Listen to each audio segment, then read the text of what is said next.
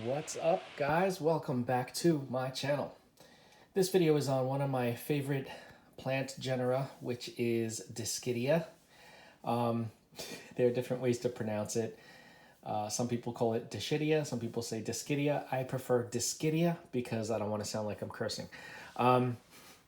So I had received a bunch of cuttings recently, and I've had one that I've been growing for over a year, but I decided to increase my little collection, and I want to go through, tell you what they are, what species they are, and how I'm growing them, and how I'm propagating them. Okay, so first up, we have a bunch. These are a bunch of cuttings that are just in water, and I want to see if I can show you some of the roots. Let me see if I can find one. Okay, this here has some roots right there where my thumb is. You see that little root coming up? You can see that it's starting to root there. And I'm sure there are roots other places from other cuttings, but this little container has, this is Dischidia iowantha. This is Dischidia ruscifolia variegated version, which is the Million Hearts Dischidia. They look like little tiny hearts. They are so cool, and they are kind of outlined in white. This is a variegated Dischidia iowantha, and this is a non-variegated Dischidia ruscifolia, which is the Million Hearts. The non-variegated variety is a little bit larger. The leaves are a little bit larger, and it grows a little bit fuller, but it is still really cool even without the variegation. These plants are tough, I'll tell you. You can go without watering them once you have them established. Go without watering them for quite some time, and they do fine. These are related to Hoyas. They are Asclepiads, I guess that's how you say it. They are in the milkweed family, just like Hoyas, and they're epiphytes as well. So they grow up in trees, on branches, in the nooks of trunks, and all that kind of stuff. So really, really, I don't want to say, well, they're easy to take care of, but they're also sturdy. They're very, very sturdy plants, and that's one thing that I love about them. Just one thing. I love a lot of things about them. So if you forget about them for a while, they will be just fine. All right, so that is that little group right there. And let's start from the left side over here. First up, we have the ruscifolia variegated variety of Million Hearts. 1,000 Hearts, Million Hearts, whatever it's called. Ruscifolia variegata or variegated. I'm not sure if how that name goes. But anyway, these were cuttings that I had put directly into, that's right, acrylic yarn. So they've been in here for a while. I don't want to pull them too hard, but they feel like they're rooted in, and they have not shown any signs of decline or issues of any type. It looks like they are even growing some new leaves at the end here. That's exciting. And what I've been doing is I haven't been letting the yarn dry out completely. If I were to, once I know for sure that the roots have taken, kind of really got a good root system on the plant, it would be fine if I just forget to water it, or if I don't water it and keep this acrylic yarn damp. So again, they will be fine if I do not water them once they are established, but I don't feel like these are as established as I would like in order to stress them out that way. So they will continue to stay moist. But look at how long this one is, this cutting. And I can even take cuttings off of this, a bunch of cuttings, because really all you need is one node, because let's see if I can get a close-up of some of the aerial roots. I don't see any on this one right now, but right at the node, you'll start to see like 2 aerial roots. Usually it's 2 that come out. And that's usually, I guess, what they attach themselves to trees with. I thought that they were only giving roots at the nodes, but I did find some that had roots along the stem. So kind of like Hoyas. Hoyas will root anywhere and any part of the stem. Anyway, that's that one in acrylic yarn. This is the non-variegated Million Hearts Dischidia ruscifolia, just the plain green. And here you can see the aerial roots. me get a little closer so you can see it.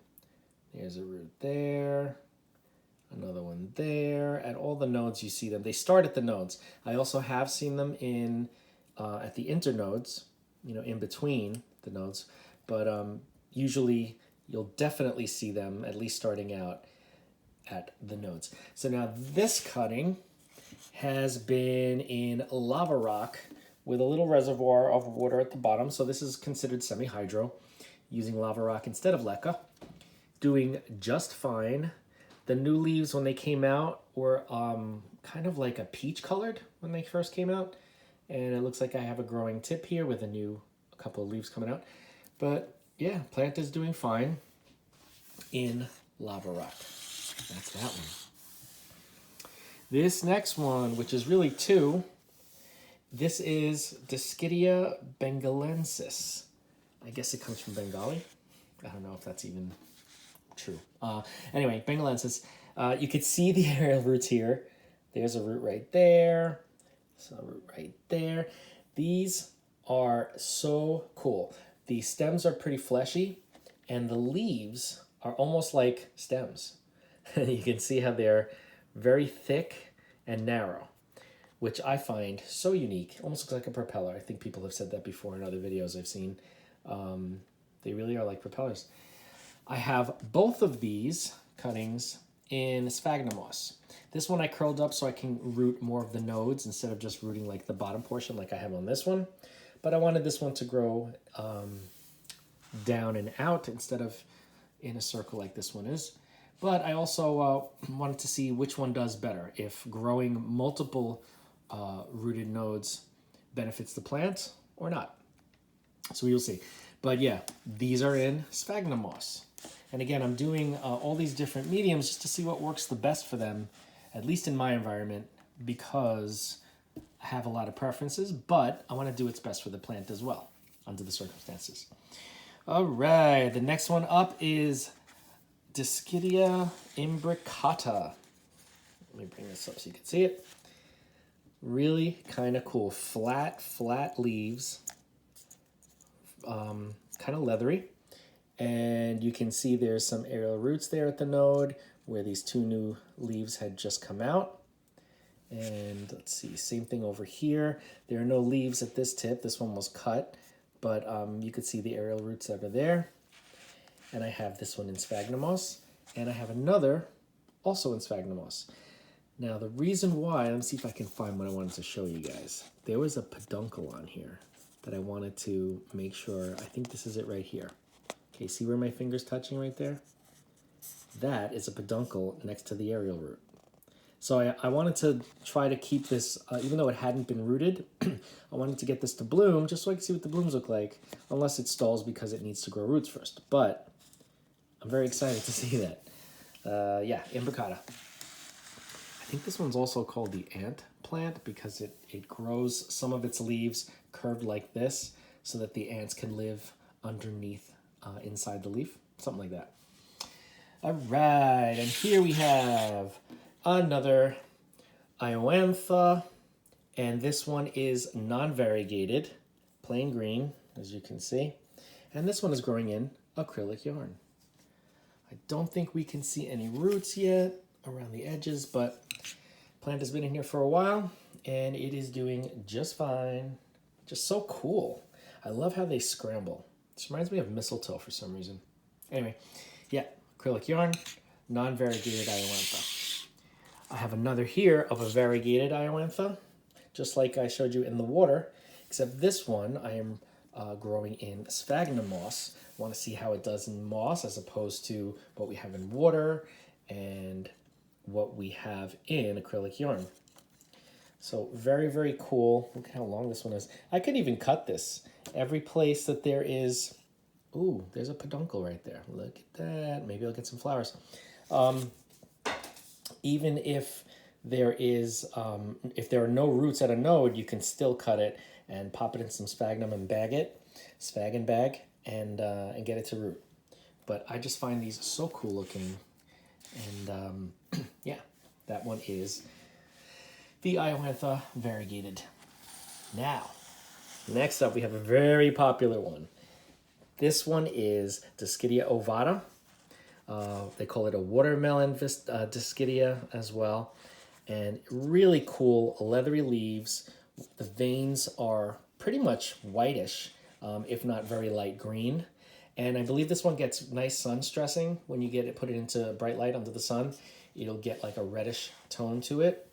And one thing I was also excited about this one is I have a peduncle right there. See that?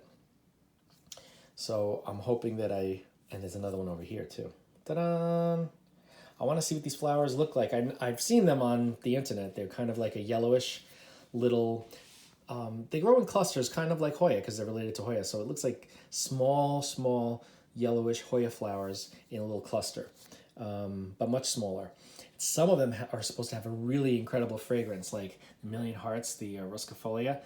That's supposed to have a really strong fragrance. So I'm looking forward to that because I love fragrant flowers. So yeah, so this is ovata. And I have another ovata here, also in sphagnum moss, but this one is ovata one stripe, I believe it's called, because instead of those 3 veins, it has only one noticeable vein in the middle. So we call it one stripe, I believe. So look at this one. This one's nice. This one has a lot of little, oh yeah, there's the thing right there. One stripe. Yep. Has a lot of vines here. You can see the aerial roots are looking for something. I don't think I see any peduncles on this, but there are a lot of growing tips. This is going to continue to vine. This is going to continue to vine. And yeah, it's doing well, doing very well. So I know that sphagnum moss is definitely one good way that you can grow these plants, propagate them and grow them long term. But of course, I want to try some other options just to see what works best. So that's why I'm doing the semi-hydro and the acrylic yarn. So there you have it. I know I have some others, but I don't have them up here with me. And I just wanted to show you the gist of it, of my collection so far. If you have any questions about Dischidia, at least the ones that I've shown you and what I've been doing, if you need any more details, just reach out as usual. Please don't forget to like the video, comment, share, and subscribe, and hit that bell if you want to be notified. And I will see you in the next video.